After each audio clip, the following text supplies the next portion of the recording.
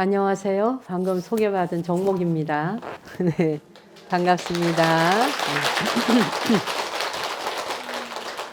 우리 대불사의 그 도연 스님이 이리로 오시기 전에 예전에 있던 그 절에 계셨던 분 혹시 손 들어 보세요. 아, 그래도 한 열대 분 계시네요. 여기까지 이렇게 또 스님 따라서 이제 새 절에 함께 오셨고, 대불사를 오늘 처음 오신 분 계시면 한번 손 들어 보실래요? 전 여기 처음이에요 하는 분. 그래도 제법 되시네. 그냥 오늘 법문 있다 그래서 오셨어요? 잘 오셨습니다. 네. 음, 말씀하신 대로 우리 도연 스님은 저하고 이제 그 절집안에서도 문중이라고 있습니다. 그래서 같은 문중이고 그냥 한 식구죠 한마디로. 그래서 제가 벌써 한 3년 전인가 그때에 여기 빈터일 때 왔거든요. 이곳에다 절을 짓노라 그랬는데 그 사이에 이제 절을 짓고 와서 보니까 아주 법당도 참 근사하고 아주 좋으네요. 와서 보니 너무 좋지요. 요 전망도 좋고요.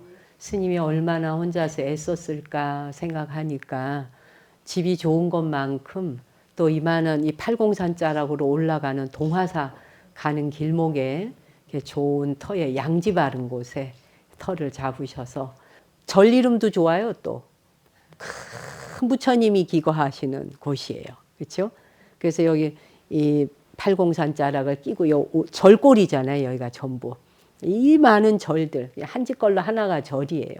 아무데나 오다가 그냥 다리 아프면 아무 절이나 들어가면 될 정도로.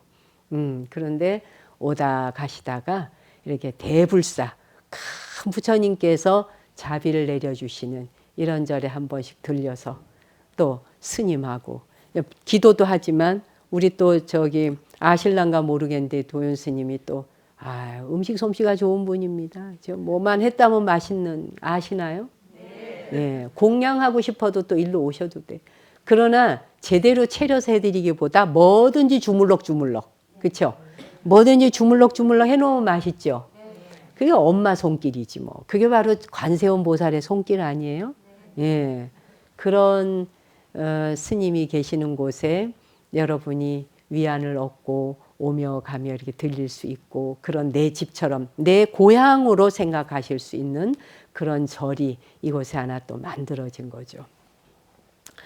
그 마거릿 미드라고 하는 유명한 인류 고고학자가 있습니다. 인류학자이면서 고고학자인데 그녀가 이제 저 태평양에 있는 뉴기니 섬에 오래 머물면서 그 지역에 사는 사람들, 그러니까 그 지역 주민들, 그러니까 부족민들이죠. 그 8부족민들의 삶을 다 지켜보고 연구를 해가지고 그 연구했는 거를 서방 세계에 발표를 한 적이 있어요. 그 중에서도 이제 그 부족 사회 중에 3개의 그 부족이 살아가는 삶에 대해서 특별히 더 관심 있게 연구를 해서 발표를 하는 바람에 아주 세상을 깜짝 놀라게 했던 일이 있어요. 그게 무슨 일이냐 하면 아라페시족이라 그래가지고 이 아라페시족이라고 하는 그 족들이 모여 사는 곳에 그곳에 가서 이제 이렇게 살펴보니까 그들은 굉장히 사람들이 남자 여자 따질 것 없이 굉장히 온유하고 따뜻해요. 사람들이 아주 온유하고 그리고 육아도 함께해. 경제력도 같이 책임을 져. 남자 역할 여자 역할이 따로 없어요.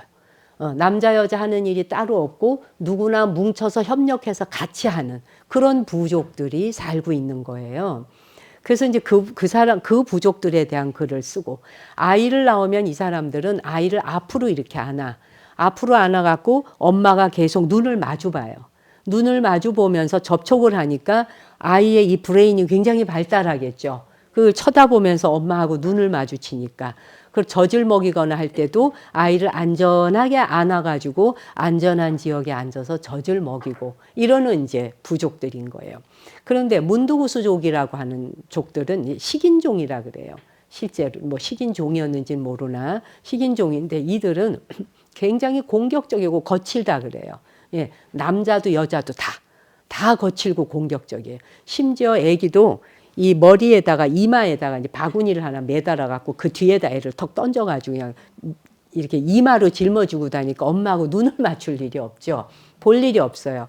그래서 애를 젖을 먹일 적에도 애를 턱 안아갖고 한 손으로 이렇게 안아서 젖을 먹이다가 엄마가 지가 팔이 아파.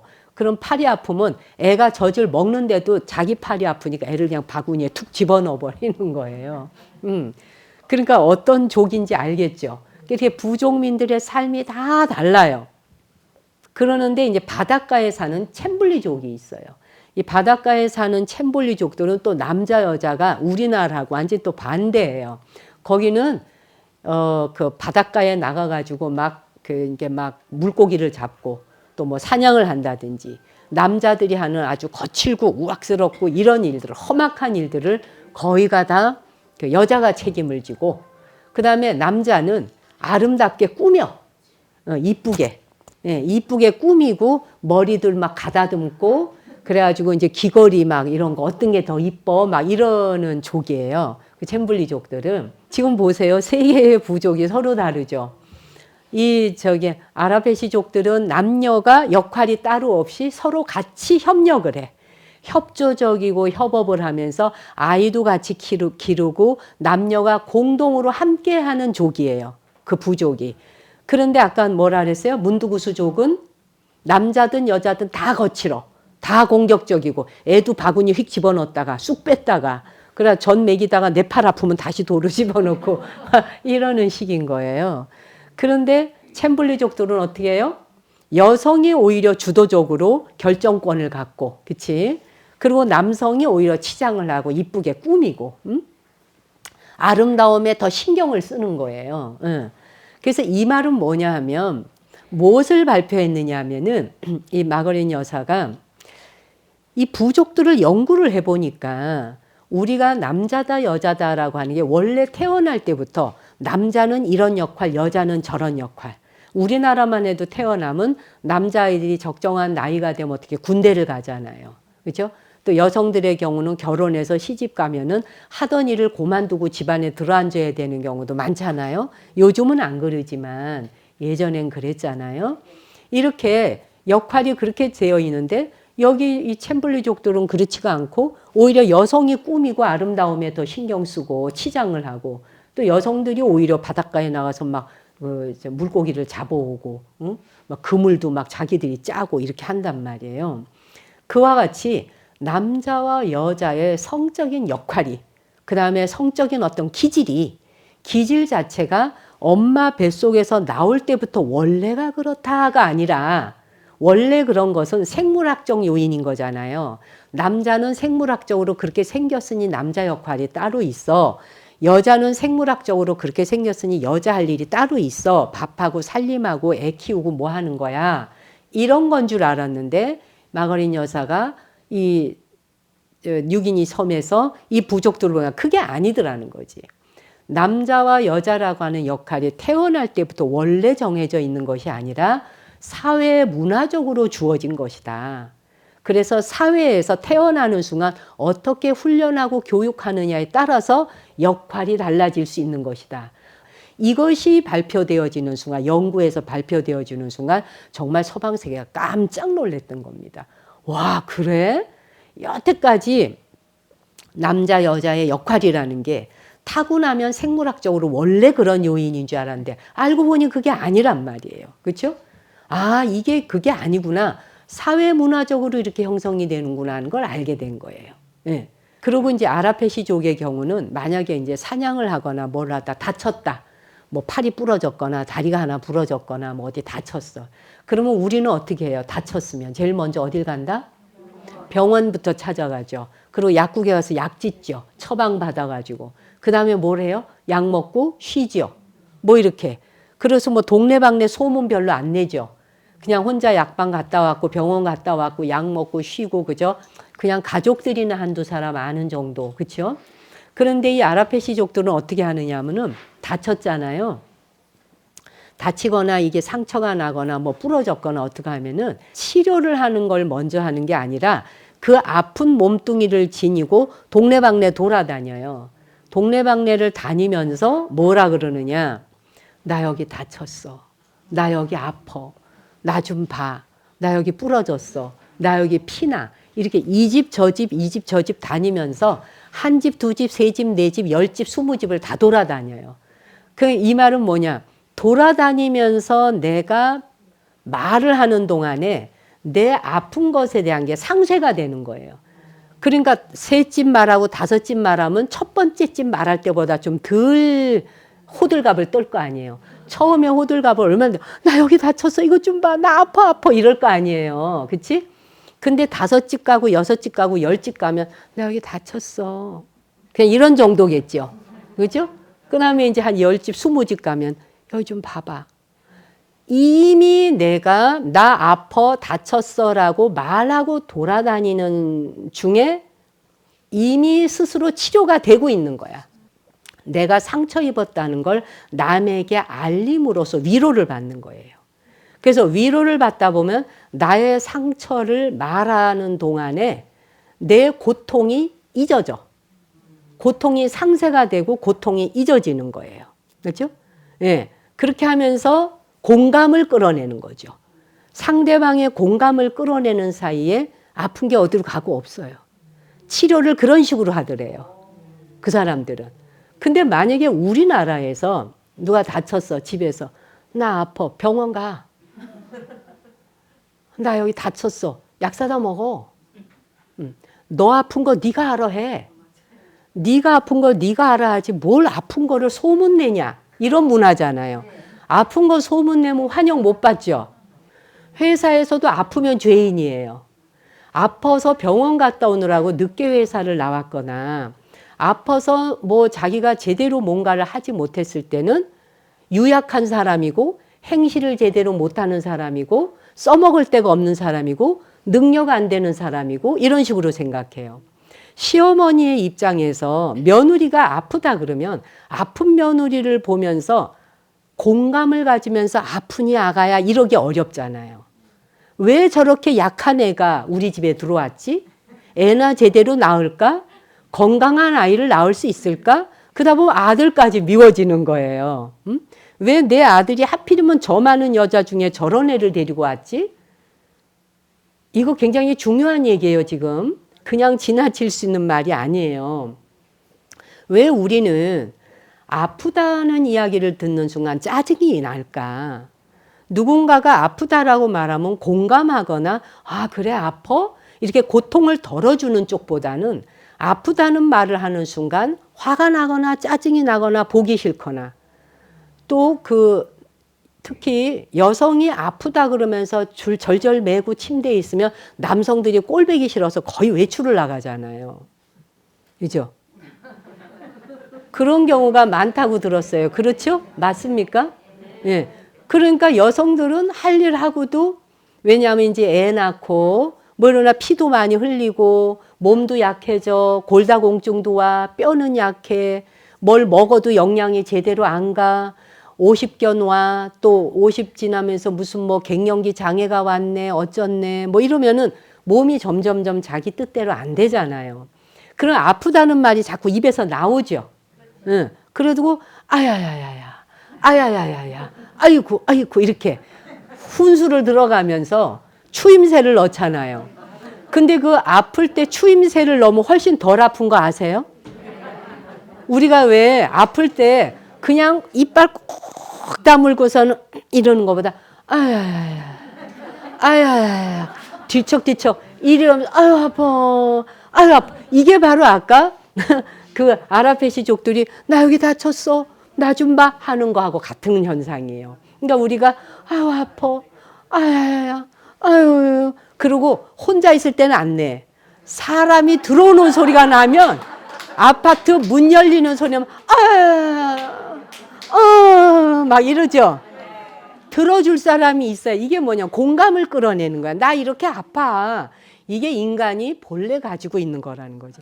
내가 아플 때 누군가가 알아주고 쳐다만 봐주어도 공감하는 순간 내가 훨씬 고통이 줄어드는 거예요. 그게 치료법이에요. 약을 먹거나 병원에 가서 치료하는 것보다 훨씬 좋은 방법이 아플 때 어리광 부리는 거.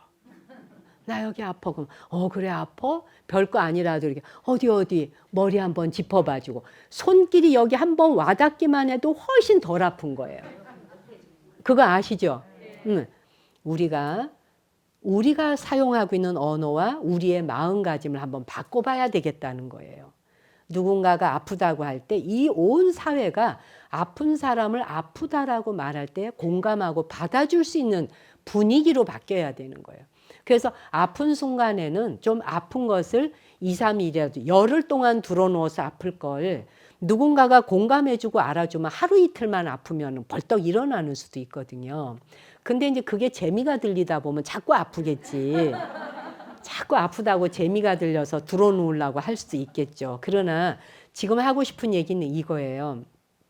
내가 상처를 입었을 때 우리의 감정은 집단적으로 표현을 하다 보면 가족이건 친구이건 이웃이건 누구이건 집단적으로 표현을 하고 거기에 호소를 하다가 보면 그 고통이 증발이 되는 거예요.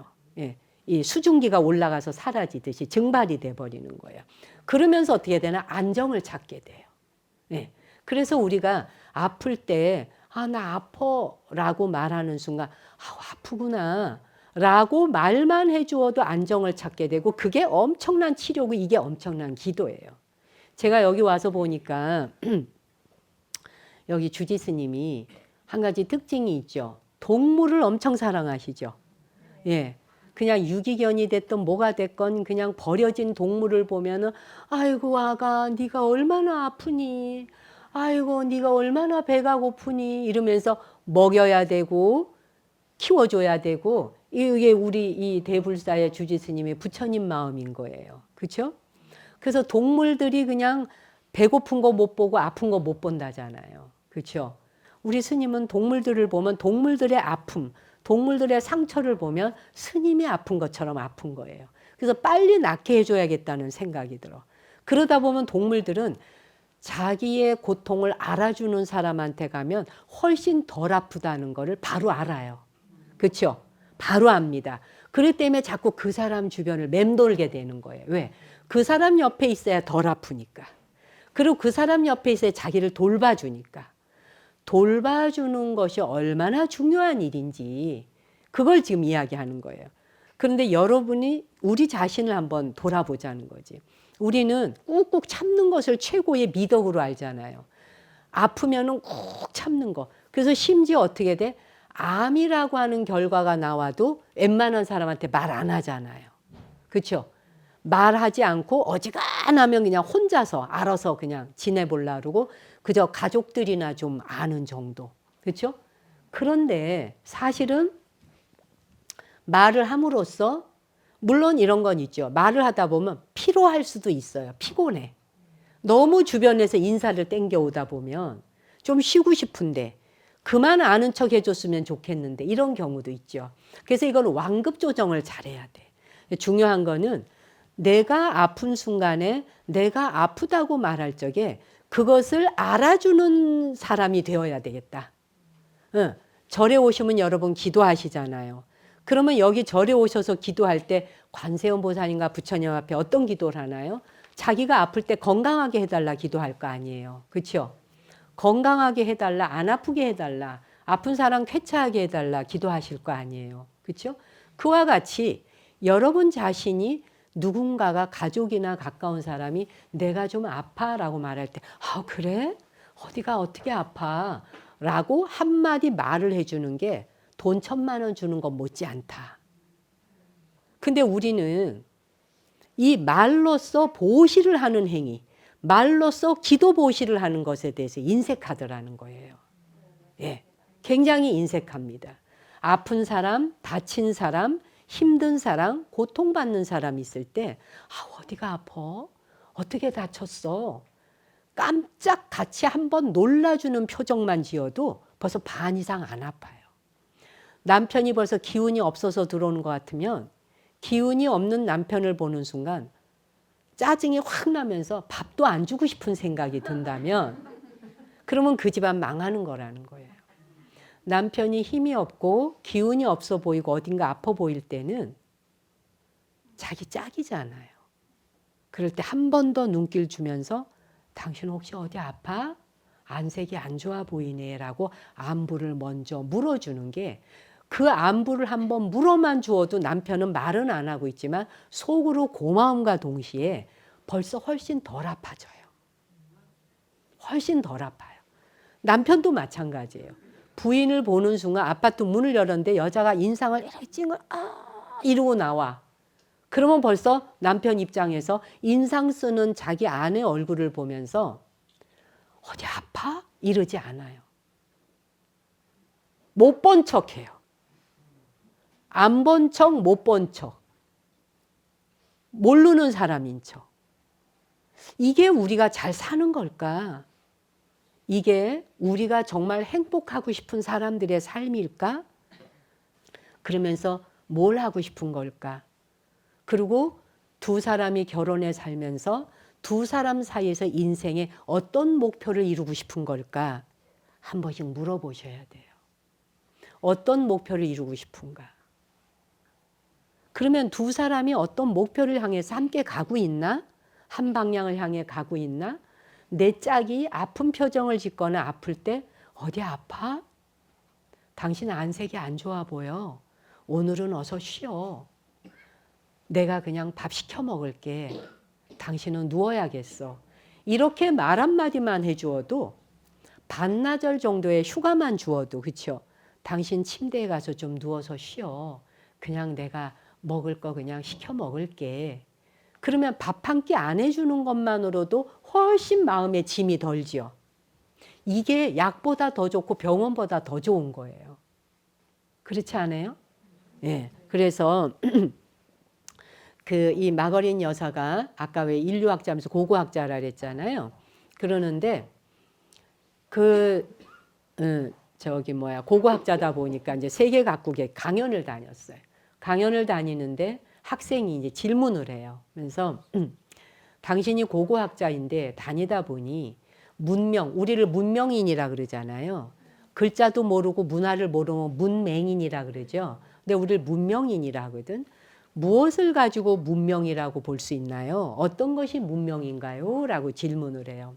그랬더니 이 마거렌 여사가 대답을 합니다. 문명은 15,000년 전에, 15,000년 전에 부러진 대퇴부, 넙다리뼈, 부러진 넙다리뼈 대퇴부가 부러진 것이 다시 붙었어. 그 붙었던 뼈 조각을 발견했어요. 그 뼈 조각 발견한 것을 보는 순간 이게 바로 문명의 시초다. 이게 무슨 말일까? 대퇴부라고 하는 건 엉덩이 뼈에서부터 무릎으로 가는 길이죠. 여러분, 그렇죠? 엉덩이에서 무릎으로 내려가는 길인데 우리 인간의 뼈 중에서 가장 길고 큰 뼈예요. 우리 뼈가 태어나는 순간 어린아기일 땐 800개래요. 800개의 뼈가 30살이 될 때쯤에 206개로 집결이 돼요. 예, 연결될 거 연결되고 붙을 거 붙고 이렇게 해가지고 필요한 부위와 이 부위 저 부위가 서로 어떻게 연합할 것인지 800개의 뼈가 30살쯤 될 때에 206개의 뼈로 규합되어져서, 그래서 우리는 지금 다 206개의 뼈를 가지고 있어요. 뼈가 부러져서 뭐 어떻게 잘려져 나가지 않은 이상 거의가 다 206개의 뼈를 갖고 있어요. 자, 그런데 그 많은 뼈 중에 바로 이 대퇴부뼈, 넙다리뼈, 우리 넓적다리뼈라는데 원래 이름은 넙다리뼈예요. 이 넙다리뼈라고 하는 게 부러졌어. 부러졌는데 이게 붙었어요. 이게 문명의 시작이야 라고 말을 해. 이게 얼마나 굉장한 말인지를 여러분이 기억해 두셔야 돼요. 그게 무슨 말이냐? 넙다리뼈라고 하는 게 부러졌다고 하는 건 병원도 없고 의술이 발달하지 않았던 시절에 그거는 곧 죽음으로 가는 길이에요. 살 길이 없어요. 뼈 중에서 팔뼈도 아니고 다른 뼈도 아니고 넙다리뼈가 부러졌다는 건 일단 사냥을 못하죠. 그죠? 걸을 수가 없어요. 그러니까 내가 뭔가 구실을 할 수 없는데 이 몸뚱이를 어떻게 해볼 수가 없어. 사냥도 못하지만 위험에 내가 내던져지는 거죠. 어떤 동물로부터 내가 잡아먹힐지 알 수가 없어요. 거기다가 내가 기어가서 강가에 가서 물을 먹을 수도 없어요. 생명의 위협을 느끼는 엄청난 사건인 거예요. 지금은 뼈 부러지면 그저 깁스하고 병원에 가서 누워 있으면 되고 또 집에 가서 그냥 깁스하고 집에 가서 쉬세요. 그럼 몇 달 지나면 붓고 뭐 이렇게 하잖아요. 약도 있고. 그런데 의술이 전혀 발달하지 않고 병원이라고 하는 곳이 없는 그 시절의 사람들에게 넙다리뼈가 부러졌다는 건 곧 죽는다는 이야기인 거예요. 살릴 방법이 없는 거예요. 그런데 이 뼈가 붙었대. 이 뼈가 붙었다라고 하는 게 하나의 사건, 이벤트인 거예요. 이 사건이 뭐냐 하면은 넙다리뼈가 부러졌는데 그게 붙었다는 건 누군가가 보살피고 보호했다는 말인 거예요. 그렇죠? 누군가가 보살폈다는 겁니다. 그리고 누군가가 그 사람을 끝까지 지켜줬다는 겁니다. 보호하고 보살피면서 먹을 거를 갖다 줬다는 이야기죠. 그죠? 먹을 거를 갖다 주면서 그 사람의 그 뼈가 다 붙을 때까지 지켜주었다는 이야기예요. 이게 굉장한 사건인 거예요.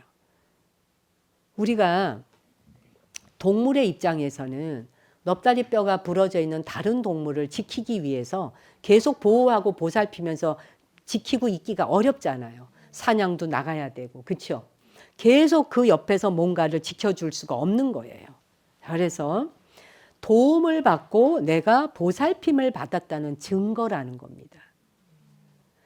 보살핌을 받고 도움을 받는다는 게 우리 인류가 얼마나 중요한 사건인지, 보살핌과 보호를 받지 못하고 누군가로부터 내가 공감을 받지 못하고 누군가에게 내가 아프다고 말했을 때 그 아픈 것을 인정받을 수 있고 공감할 수 있고 그러지 못할 때 얼마나 우리 자신 스스로가 위태로운 곳에 처해지는지. 그렇죠? 자, 그러면 도움을 주고 보살핀다는 것, 그것은 누군가를 위해서 기도한다는 말이에요. 그렇죠? 기도를 한다는 건 여러분, 우리의 삶 자체가 다 기도예요. 어느 것 기도 아닌 게 있던가요? 여러분 지금 마스크 다 쓰고 있잖아요. 이 마스크를 왜 쓰고 있나요? 스스로 보호하고 남을 보호하기 위해서 쓰는 거죠. 이것도 기도예요. 마스크라고 하는 하나의 이 행위를, 이거 하나를 쓴다라고 하는 걸로서 나를 보호하는데 공동체를 보호할 수 있는 거예요. 공동체를 보호할 수 있기 때문에 마스크를 쓰죠. 그렇죠? 그래서 그 또한 보살핌에 들어가요. 이것도 기도인 거예요. 그렇잖아요? 뿐만 아니라 여러분 지금 따뜻한 옷 입고 있잖아요. 이 따뜻한 옷을 입고 있지 못하다면 우리가 이 추운 겨울에 정말 그냥 뭐 러닝셔츠 하나 입고 저기 영하 20도 30도 되는데 나가 서 있다고 생각해 봐요. 얼어 죽겠죠? 지금 내가 입고 있는 옷 한 벌도 돈 주면 시장에서 살 수 있다 생각하나 누군가가 그것을 만들어내고 더 좋은 제품을 만들어내고 인간의 체온에 겨울에 더 좋도록 만들기 위해서 얼마나 연구하겠습니까? 이런 게 전부 보살핌이고 보호예요. 이 모든 것들이 기도 아닌 게 없는 거예요. 우리의 삶 자체가. 즉 내가 발 디디고 서 있는 이 땅 위에 내가 보살핌과 보호받지 않고 있는 것이 하나도 없더라는 거예요. 그래서 우리 불가에서는 공양할 때 그런 공양계를 하잖아요. 이 공양이 어디서 왔는지. 내 덕행으로는 받기 부끄럽다. 내가 살아온 나 자신이 지어온 덕, 무슨 덕이 대단하게 있다고 내가 이런 대단한 음식을 받아 먹을 수 있겠느냐라는 말이죠. 내 덕행으로는 받기 부끄럽다. 한 방울의 물에도 천지의 은혜가 스며 있고 한 톨의 곡식에도 만인의 노고가 깃들어 있다. 대단한 말이잖아요. 그죠? 그런데 이 몸이 병들까 봐 병드는 것을 막기 위해 병에 시달리지 않게 하기 위해서 약으로 삼아서 이 공양을 받아 먹는다. 이런 공양계가 있잖아요. 이 공양계 한마디처럼 물 한 잔을 먹고 우리가 음식 하나를 먹을 때에도 전부 여기 지금 부처님께 올린 이런 과일이니 떡이니 이런 공양물들 있잖아. 우리가 이런 떡 하나도 시장에서 그냥 사 먹는 거 하고 부처님께 올렸던 기도했는 떡 이러면 더 좋아해서 가져가시잖아요. 그렇죠? 부처님께 기왕이면 기도했던 떡 우리 애한테 먹이고 싶어 이러면서 아이가 고3 수험생이다 그러면 꼭 절법당에 올린 떡 한 쪽이라도 찰떡을 줘야 철떡 붙는다고 찰떡 하나라도 갖다 주고 싶어 하시잖아요. 그 마음이 다 뭐겠어요? 다 보살핌과 보호의 마음인 거예요. 미신이다 아니다를 따질 이유가 없어요. 우리는 그런 것을 놓고 미신이야, 그게 무슨 부처님 앞에 올렸던 떡을 갖다 먹인다 그래서 애가 철떡 붙겠어? 그렇게 생각하는 사람한테는 실제 찰떡이 가도 안 붙을 수도 있죠. 그렇죠? 그러나 실제로 부처님께 올린 떡은 우리 아이한테 먹이면 우리 아이한테 좋을 것 같아. 이미 떡이 문제가 아니에요. 거기는 이미 엄청난 보살핌과 보호와 사랑의 마음이 깃들어 있는 것인 거예요. 그렇잖아요. 이곳에서 스님이 축원을 하실 때 여러분 모두가 건강하시고 안전하시고 무탈하셔라, 원하는 일들 다 이루어지셔라 라고 하면서 기도드린 그 떡을 한쪽 집에 가져가 가족에게 먹일 때 그건 떡이 이미 아닌 거예요. 떡이라는 건 하나의 물질이고 거기에는 이미 보살핌과 보호와 사랑과 애정과 그 사람이 이거 먹고 건강하기를, 상대방이 더 좋아지기를 바라는 마음이 담긴 것이란 얘기예요. 그렇잖아요. 그러니까 여러분이 오실 때도 시장에서 공약물을 하나 사올 때 그냥 아무거나 안 사오실 거 아니에요. 부처님 앞에 올린다 싶으면 제일 좋은 거를 고르게 되잖아요. 그게 왜 그럴까? 부처님께 또는 절에 가서 스님께 뭘 드리고 싶을 때 최상승의 좋은 걸 고르고 싶은 마음이 이미 그 마음이 기도의 마음인 거예요. 누군가에게 더 좋은 걸 드리고 싶은 마음. 이게 전부 기도예요. 아까 대퇴부 이야기 됐듯이 부러진 넙다리 뼈가 누군가의 보살핌과 보호가 없었다면, 병원도 약도 없던 시절에 누군가의 보살핌과 보호와 누군가가 밥을 갖다 먹여주고 사냥을 해서 갖다 먹여주는 것으로 그 뼈가 붙을 수 있었다는 이 사건 하나가 우리 인류가 어떤 방향을 향하여 걸어왔는지, 그리고 우리 인류는 어떤 방향을 향해서 걸어가고 있는지를 보여주는 이야기라는 거예요. 그렇죠? 그래서 우리는 타인을 위한 기도, 다른 사람을 위한 기도라고 하는데 그 타인을 위한 기도가 실제로는 나를 위한 기도라는 걸 아는 거예요. 저절로. 왜? 남 잘 되기를 바라다 보면 내가 더 기쁘지요. 그러니까 내 기도는 따로 안 해도 저 사람 잘 되기를 바라는 기도를 하다 보면 거기에 이미 나는 포함되는 거잖아요. 안 그렇습니까? 예, 저절로 포함이 되는 겁니다. 그래서 그 의사들이 실험을 했습니다. 타인을 위한 기도를 실제로 했을 때 그 기도를 받은 사람한테 도움이 되나 안 되나를 테스트를 했어요. 390 몇 명이 하여튼 400명 가까이 되는 사람을 상대로 이제 테스트를 했어요. 어떻게 했냐면 A 그룹과 B 그룹으로 나누었어요. 두 그룹으로 나누어 갖고 이제 그 한 팀은 기도 받는 팀이고 한 팀은 기도 안 받는 팀이에요. 두 팀으로. 그런데 기도를 해주는 사람, 이제 예를 들어서 이제 주지 스님한테 기도를 지금 부탁했어요. 주지 스님한테 기도를 부탁해서 지금 내가 기도를 받는 사람이야. 근데 내가 기도 받는 사람인지를 몰라. 실제로는 안 가르쳐 줬으니까 안 알려주고 주지 스님한테 이 사람 좀 기도해 주세요 그러면서 이름과 그 사람 아픈 병명만 써서 준 거예요. 쪽지만 그냥 써서 이렇게, 예, 쪽지만 써서 주고 각자 집에 돌아가서 기도하는 거예요. 그러니까 기도를 하는 사람은 누구를 향해서 기도하는지 얼굴을 본 적이 없어요. 이름만 받아오고 병명만 받아온 거예요. 예. 그리고 기도를 받는 사람은 누가 자기를 위해서 기도하는지를 몰라요. 예. 근데 어쨌거나 기도를 받는 팀과 기도 안 하고 그냥 평상시 생활하는 대로 하는 팀, 두 팀으로 이제 나뉘어서 테스트를 했는데 그 테스트 결과가 너무 놀라운 거야. 기도를 받은 환자 그룹이 합병증이 훨씬 낮은 거예요. 기도 받은 환자들이 검사를 해보니까 뭐 관상동맥증이라든지 뭐 고혈압이라든지 심장병, 뭐 동맥경화증 뭐 이런 증상들이 있는 사람들이 기도를 받은 거예요. 그런데 그것으로 인해서 올 수 있는 합병증이 훨씬 줄어든 거예요. 예. 그리고 기도를 받지 않은 사람은 내나 똑같은 그냥 병들이 있고, 기도를 받은 사람은 그 합병증을 일으킬 수 있는 요인들이 훨씬 낮아졌다고 하는 결과가 나왔어요. 이 서양에서 한 거예요. 네. 그 서양 사람들은 뭐든지 결과물이 나와야 되잖아요.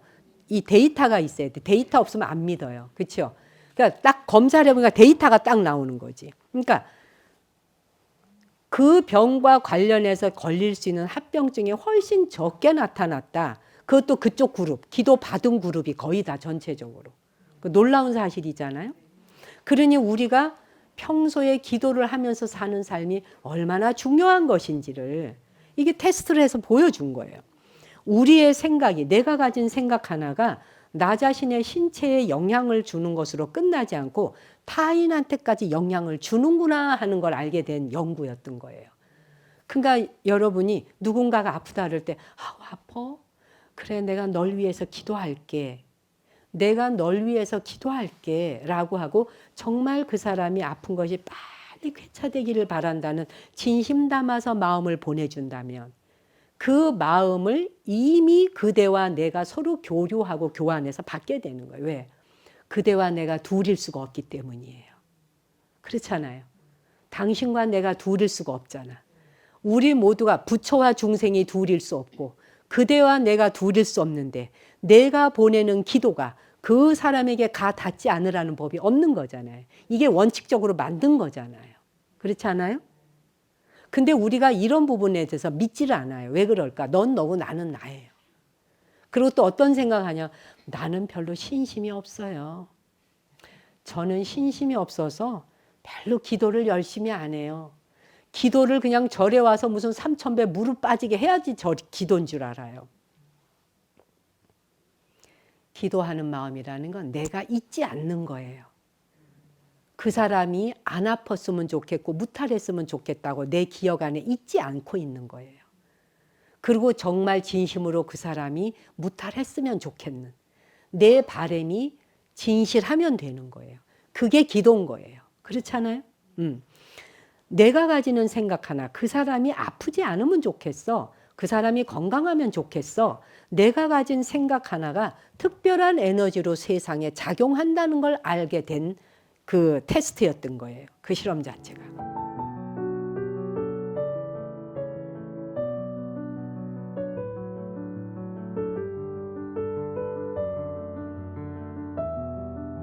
(1983년도던가) 그때에 이제 책으로도 써서 나왔는데 7,000여 명이나 되는 사람들이 참여한 대규모 명상 대회가 열린 적이 있어요.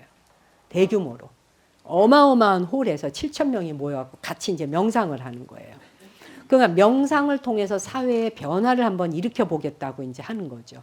그래서 여러분도 들어봐서 아실랑가 모르는데 마하리시라 그래가지고 그 마하리시라고 하는 분이 초월 명상 그 지도자이시거든요. 스승이신데 그 옛날부터 말이 있어요. 마하리시라고 하는 분이 얼마나 대단한 분인가를 표현하기 위해서 마하리시가 맨발로 걸어가면 길바닥에 길에 깔려있던 가시들이 예를 들면 장미가 됐든 뭐가 됐든 막 가시가 널브러져 있다.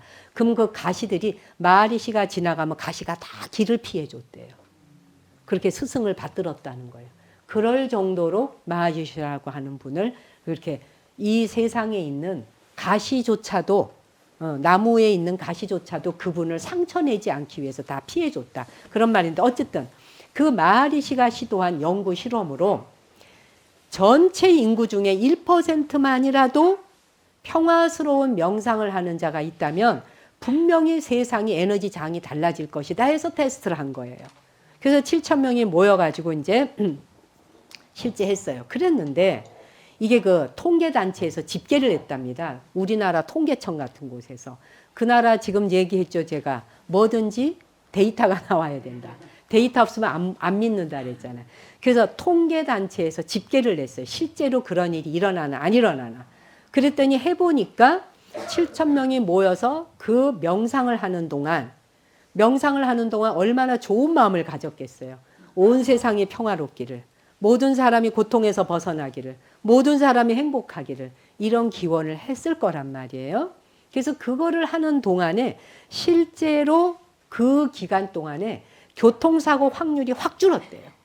그 실험하는 3주 기간 동안에. 그래서 교통사고 확률도 확 줄고 전염병 발병률이 확 줄어들었대요. 크게 감소했대요. 그 기도만으로. 그리고 전 세계의 분쟁 지역에 국제적인 마찰도 그 기간 동안 3주 동안 현격하게 줄었다는 것을 통계적으로 나왔대요. 놀랍죠? 하나도 놀라운 표정 아닌데? 네. 그래서 그런데 이제 3주간의 테스트를 끝내고 3주간의 테스트가 끝나자 원래대로 돌아간 거예요. 원래대로. 그러니까 일상생활로 돌아가면 또 그냥 일상생활 속에 그냥 업대로 굴러가는 거예요. 업대로. 그렇죠? 그런데 기도하거나 명상하거나 평화의 마음을 가지거나 그것도 그룹으로 집단으로 모여서 할 때 집에서 각자 하는 것도 효험이 있겠지만 50명, 100명, 200명, 300명 이렇게 그룹으로 모여갖고 한 장소에 모여서 에너지를 발휘하게 되면 그것이 훨씬 더 강력한 힘을 발휘했던 거예요. 그게 사실이건 아니건을 떠나서 이런 이야기를 들을 적에 여러분 그렇잖아요. 능히 그럴 수 있겠다 하고 생각 들지 않아요? 우리가 아무 생각도 안 하고 그냥 생긴 대로 살 수도 있어요. 아무것도 안, 기도라는 마음도 없고 뭐 누가 잘 되든지 말든지 내가 아프든지 가족이 아프든지 안 아프면 좋고 약 먹고 나으면 고맙고 그냥 되는 대로 살아가는 삶. 되는 대로 닥치는 대로 살아가는 삶이 있고 내 마음을 하나로 집결시켜 모아가지고 모아서 내 마음이 어두운 방향을 향해서 관역을 향해 날아가도록 만들어서 그 관역에 가서 다 꼽히도록 하는 마음하고 차이가 있겠죠. 어벙벙벙하게 살아가는 거하고 내가 어떤 관역의 목표를 정해서 나는 오늘 우리 가족 중에 누구를 위해서 21일간 기도를 할 거야. 49일간 기도를 할 거야. 또는 100일간 기도를 할 거야. 또 아니면 짧게는 3일 기도도 하잖아요. 목표를 향해서 나아가는데 관역을 향해서 가게 돼 있는 거죠. 안 그렇겠어요? 관역을 향해서 날아가게 돼 있죠.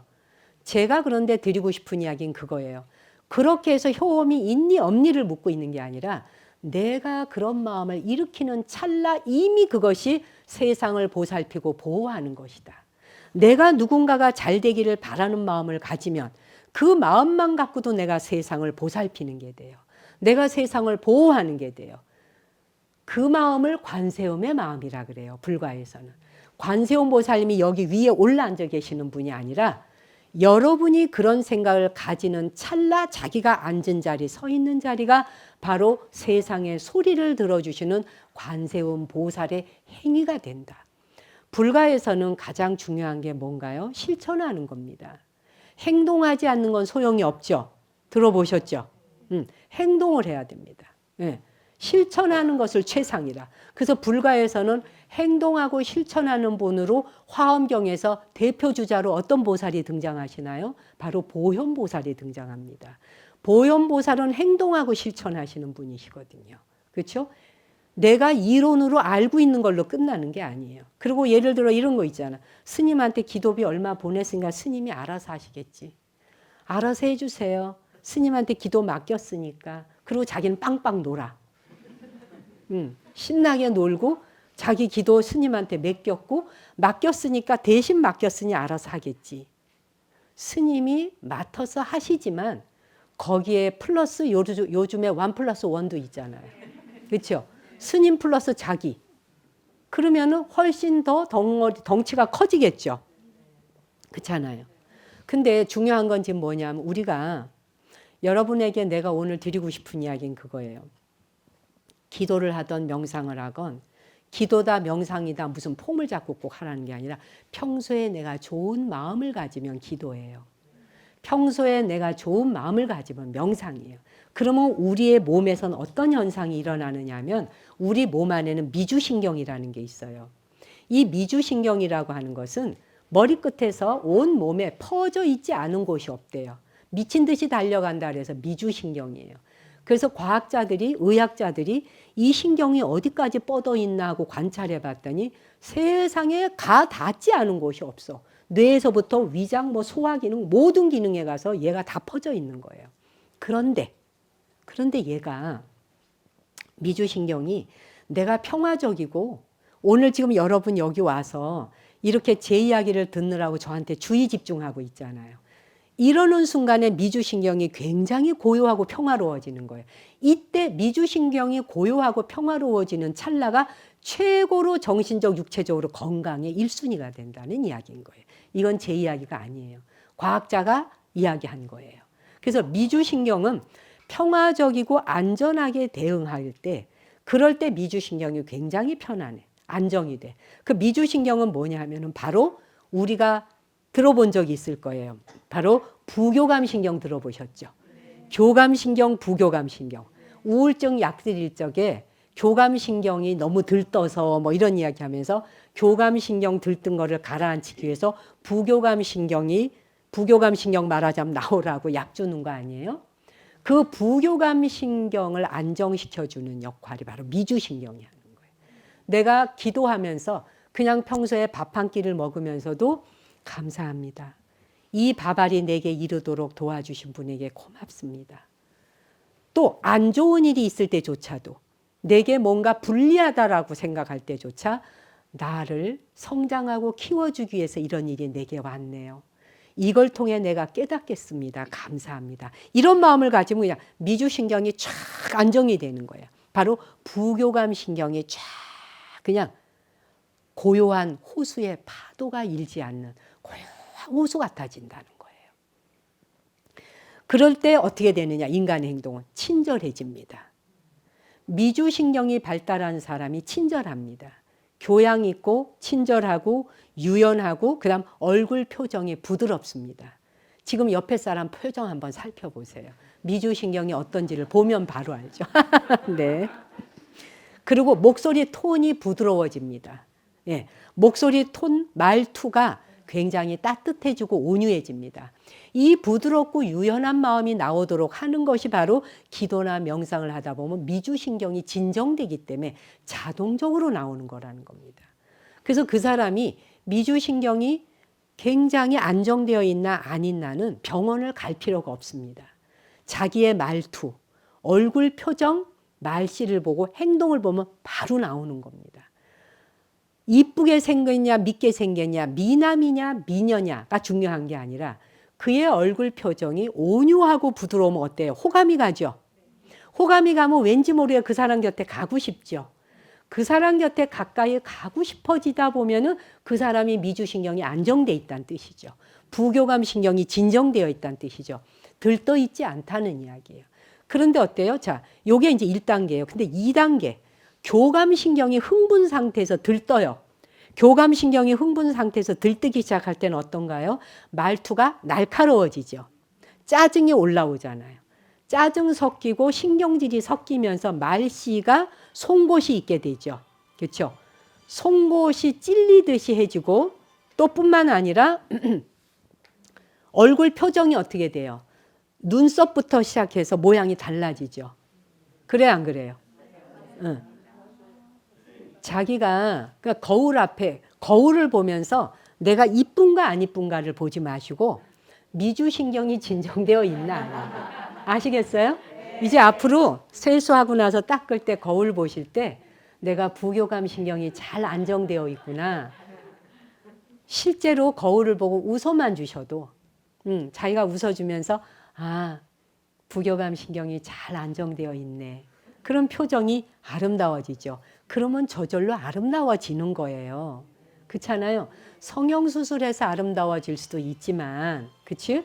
내가 나 스스로의 생각 하나를 바꿈으로 해서 내가 누군가가 건강해지기를 바란다는 한 생각을 모르는 사람한테 쪽지받아 갖고 기도를 했는데도 그 사람에게 영향이 갔는데, 모르는 남 이름 받아가지고 그 사람의 병명만 받아가지고 기도해서 하고 난 뒤에 결과를 보니까 모르는 남 얼굴 본 적도 없는 사람한테까지도 기도의 영향이 갔는데, 하물며 여러분이 여러분 자신과 여러분의 가족을 위해서 내가 그런 마음을 가져주고 거울 쳐다보며 자기가 자기 자신에게 한번 미소 지어주면서 내가 나에게 친절을 베풀고 내가 나에게 배려를 해주면 내 자신이 건강해지겠죠. 그러니까 우리가 나 자신과 타인, 내 부부 사이에 가족 사이에 어떻게 해야겠구나 하는 것이 목표가 서죠. 기도하는 마음은 언제 기도할 때 해야 되겠다가 아니라 수시로 매일 매순간. 그렇죠? 그래서 부교감 신경이 안정되면 그렇게 사람이 평화롭고 친절해지고 말씨와 말투도 부드러워지고 그리고는 얼굴 표정도 따뜻해지는데 교감 신경이 들떠 일어나면 어떻게 돼? 일단 인상이 확 사자 얼굴이 되죠. 그죠? 사자 얼굴이 되거나 눈썹이 치켜 올라가거나 눈을 째려보게 되거나 입을 삐죽거리게 되거나 이 표정이 여기에 있는 부처 얼굴이 성난 얼굴이 되면서 요상해지겠죠. 그렇죠? 그래서 그 교감신경이 들떠 일어나서 반응하기 시작을 하다 보면 제일 먼저 소화가 일단 안 돼요. 미주신경이 거기 영향을 주니까. 그렇죠? 네, 여기에서 여기까지 영향을 주니까. 소화가 안 되고 음식이 먹는데 체하는 것 같은 느낌들. 여러분이 음식을 먹는데 체하는 것 같고 편하지 않아. 소화가 잘 안 돼 그럴 때 소화가 안 돼 그러지 말고 내가 교감신경이 너무 들떠 있어. 전문 용어를 써보자고요. 그렇죠? 내가 너무 들떠 있어. 그럴 때는 어떻게 하면 돼? 내가 나에게 미안하다라고 말해주면 되겠죠. 기도하면 되죠. 미안해. 내가 옳은 마음을 쓰지 않았어. 내가 건강한 마음을 쓰지 않아서 그랬어. 건강한 마음을 쓰지 않고 건전한 마음을 쓰지 않는 바람에 내가 너를 괴롭혔어. 미안해. 내가 너를 보살피고 도와줄게. 걱정하지 마. 이게 기도문이에요. 걱정하지 마. 내가 너를 보살피고 도와줄게. 이렇게만 말해도 그러고 숨 몇 번 쉬어주면 희한하게 소화가 쑥 된다는 사실. 믿거나 말거나가 아니라 직접 해보세요. 실제로. 그렇죠? 우리 왜 그 신묘장구 대다라니에서 기도할 때 여러분 신묘장구 대다라니 혹시 기도하시나요? 예. 그 신묘장구 대다라니 기도할 적에 그 중에 그런 말이 나오는 게 있잖아. 대다라니 중에서 라 미삼이 나사야. 나베 삼이삼이 나사야. 모하자라 미삼이 나사야. 이런 대목이 있죠. 그래서 라라고 하는 라 미삼이 나사야. 라는 원래 라가예요. 라가는 독이라는 뜻입니다. 예, 라가 독. 미삼이라고 하는 거 완전히 사라지다.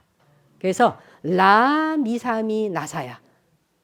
독이 완전히 사라져. 무슨 독? 탐욕의 독이 없어지고. 그 다음에 나베 삼이삼이 나사야. 나베는 분노와 화냄, 성내는 마음이거든. 나베 삼이삼이 나사야. 분노하는 독을 없애주시고. 그 다음에 모하자라 미삼이 나사야. 모하자라는 어리석다는 뜻이거든. 어리석음. 어리석음의 독을 없애주소서. 탐진치 삼독의 독을 없애겠습니다. 그 삼독의 독을 없애주소서. 관세음 보살님에게 청원하는 거잖아요. 근데 관세음 보살은 내가 내 안에서 그걸 없애줄 수 있잖아요. 그래서 라 미삼이 나사야 해보세요. 라 미삼이 나사야. 나베 삼이삼이 나사야. 모하자라 미삼이 나사야. 그게 뭐라고요? 탐욕의 독을 없애주시고. 시작. 그 다음에 분노의 독을 없애주시고. 어리석음의 독을 없어지게 하여지이다. 어리석음의 독이 없어지게 하여지이다. 탐진치 삼독의 독이 없어지게 해달라라고 하는 거예요. 없어지게 하겠다는 것이기도 해요. 신묘장구 대다라니 한 편만 읽으면 업장소멸한단 말이 그래서 나오는 거예요.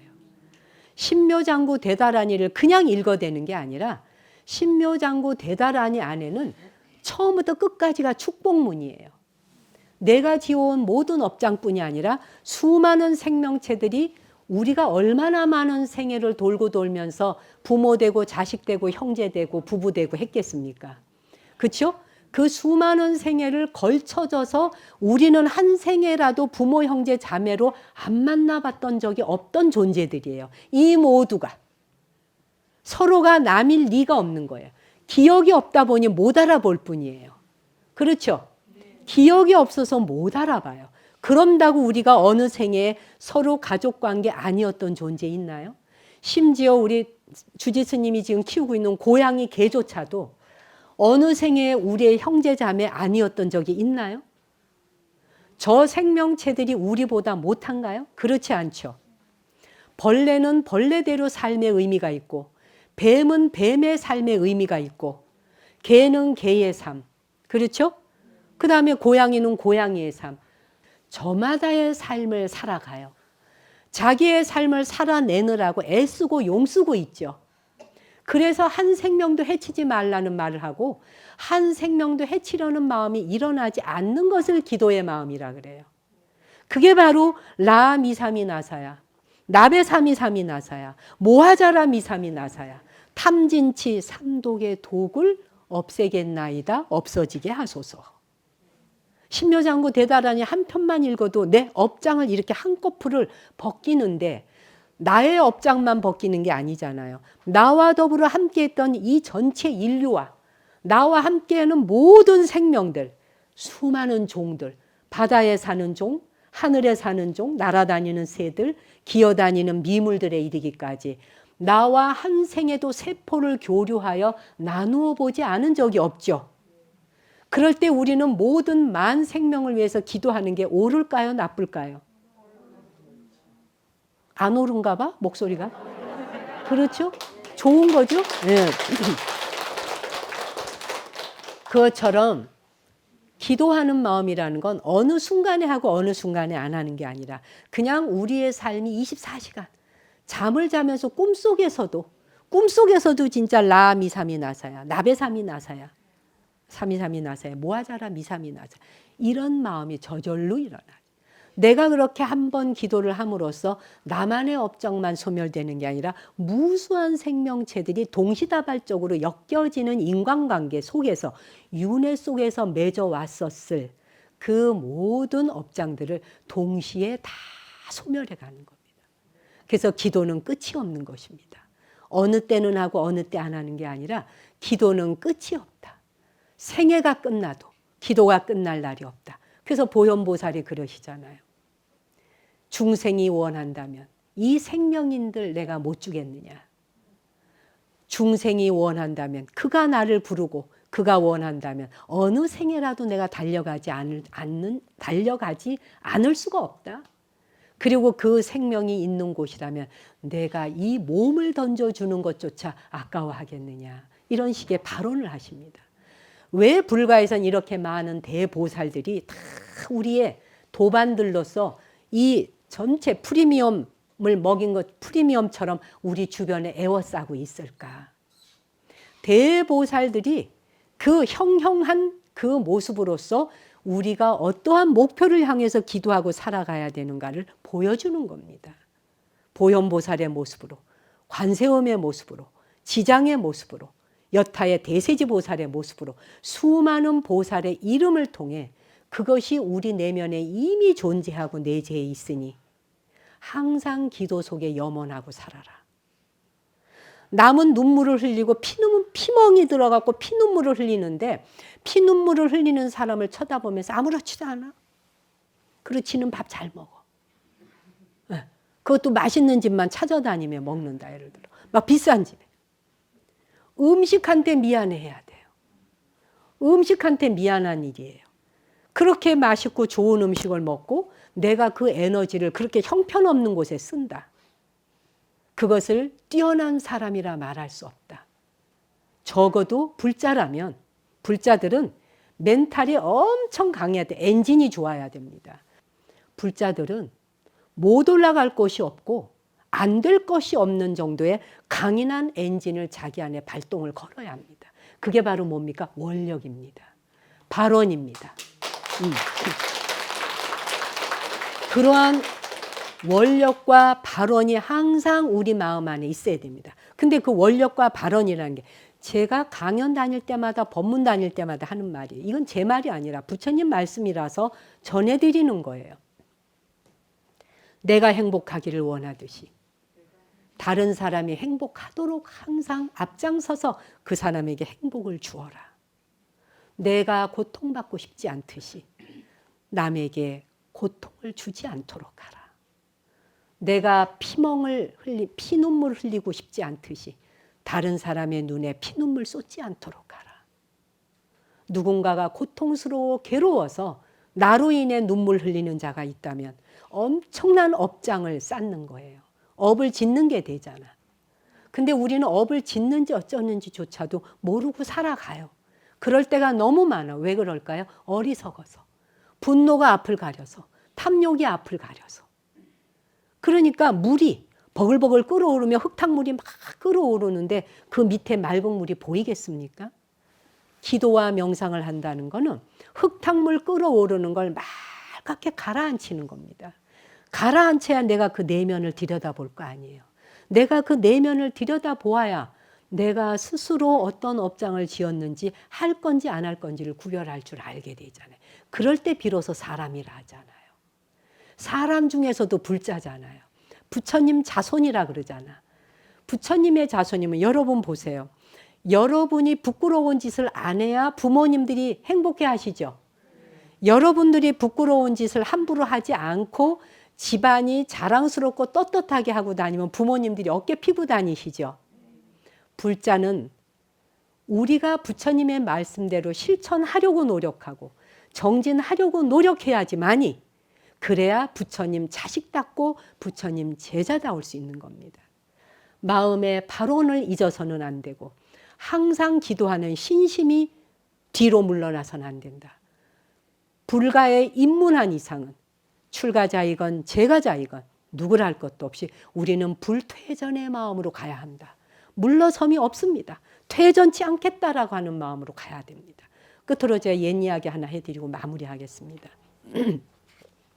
옛날에 춘추 전국시대, 송나라 때인데 중국 송나라 때에 법문공이라고 하는 범문공이라는 젊은 사람이 있었어요. 근데 이제 이 사람이 아주 유명한 관상가를 찾아가요. 관상 잘 본다는 사람. 찾아가서 내가 먼 훗날 혹시 내가 재상이 될 수 있는 상인지 나 좀 봐주세요. 장관 한 자리 하겠나? 내가 말하자면 국무총리 좀 할 수 있겠나? 나 관상 좀 한번 봐달라 이래요. 그랬더니 관상가가 이 사람을 척 보더니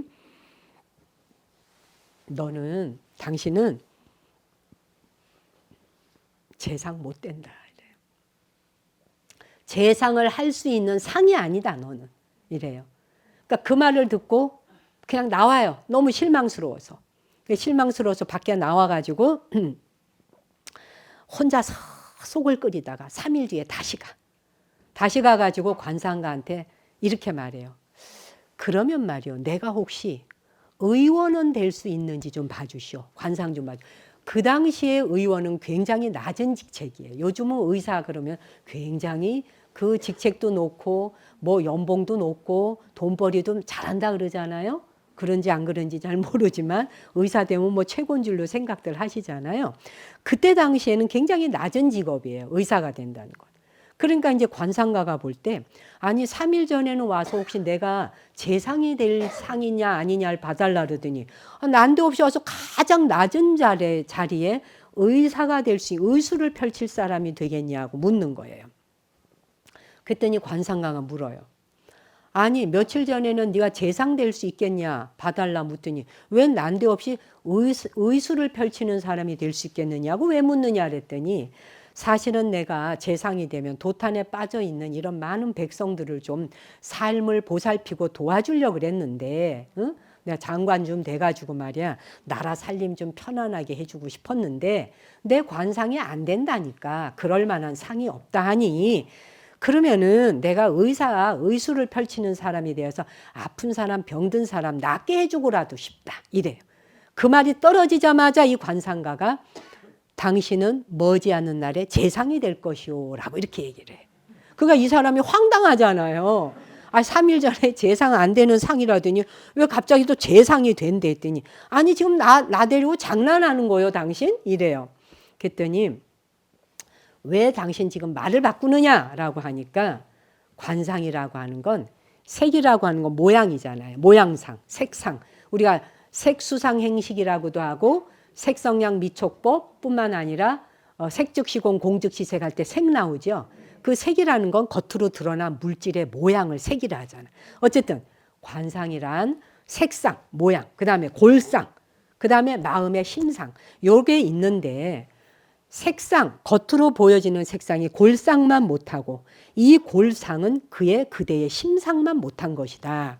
그런데 당신은 솔직히 색상, 이 모양으로 보나 골상 생긴 걸로 보나는 절대 재상이 될 수 없다. 생긴 모양다리가 재상이 될 모양새가 아니다. 그런데 그대가 가지고 있는 심상, 의사가 되어서 만중생 아픈 사람 병이라도 고쳐줄 테야. 이 심상이 바로 그대의 골상과 색상을 뛰어넘기 때문에 너는 재상이 될 것이다. 그래서 실제로 이 사람이 재상이 돼요. 그 법문공 이야기입니다. 예, 실제로 나오는 이야기예요. 송나라 때. 그것처럼 용기를 얻어서 그 후에 재상이 되었다라고 하는데, 우리가 태어날 때부터 아까 얘기했죠. 태어날 때부터 남자는 이렇게 여자는 저렇게가 아니라 사회 문화적으로 만들어지니까 남자가 모양을 꾸미기도 하고 머리도 닦고 귀걸이도 하고 여자가 오히려 물고기를 잡으러 나간다라고 하듯이 말이야. 그렇죠? 그래서 문화적으로 어떻게 되느냐에 따라서 달라지는 것과 같이 우리의 사람도 마찬가지예요. 본래 타고난 그대로 살아가게 돼 있는 게 아니라, 운명적으로 그렇게 살아가게 돼 있는 게 아니라 내 심상을 어떻게 매번 바꾸느냐에 따라서 12번도 더 바뀔 수 있다. 여러분의 사주팔자가 타고난 대로 가지는 게 아니다는 거예요. 오늘 내가 이 순간, 오늘 이 대불사에 와서 이 순간서부터 내가 기도를 시작한다. 그리고 뭐 동지에도 와서 기도해, 초하루에도 와서 기도해. 함께 모여서 같이 기도하면서 마음을 모아. 그러고는 가족과 더불어 온 세상의 모든 생명, 사람뿐이 아니라 모든 생명, 미물까지 다 함께 고통받지 않기를 바라는 이 거대한 원력, 어마어마한 정말 엔진이 좋은, 성능 좋은 자동차 같은 그런 마음의 원력을 가진다. 응? 그럴 때 여러분의 관상이 자기의 심상을 이기겠습니까? 심상 못 이기죠. 마음 안에 자기가 먹은 마음, 자기가 어떤 생각을 가지느냐, 내가 어떤 마음으로 기도하느냐가 자기의 운명을 결정짓는다. 그리고 나이가 70, 80, 90 먹었어도 상관없습니다. 자기 나이가 90, 95을 먹었어도 이거는 물질적으로 육체가 몸뚱이가 허물어져 가는 것일 뿐, 우리의 마음자리는 본래 면목자리는 한 번도 나이 먹은 적 없고 늙은 적 없고 병든 적 없다. 이게 진실입니다. 그게 진리입니다. 그렇기 때문에 죽는 순간 임종 직전까지도 기도하는 마음을 놓치지 않아야 한다. 그게 불자의 본분사입니다. 한 분 한 분 다 각자의 어려운 길을 걸어오셨을 텐데 그 모든 파도를 헤치고 이 자리에 이렇게 와 계시는 것만으로도, 뵙는 것만으로도 너무 감사드립니다. 2023년 새해에도 기도하는 마음으로 각자의 원력을 가지고 내가 가진 한마디의 기도가 만 생명의 업장을 동시에 소멸시킬 수 있는 기도가 되기를 발언하면서 연초 잘 보내시기 바랍니다. 고맙습니다.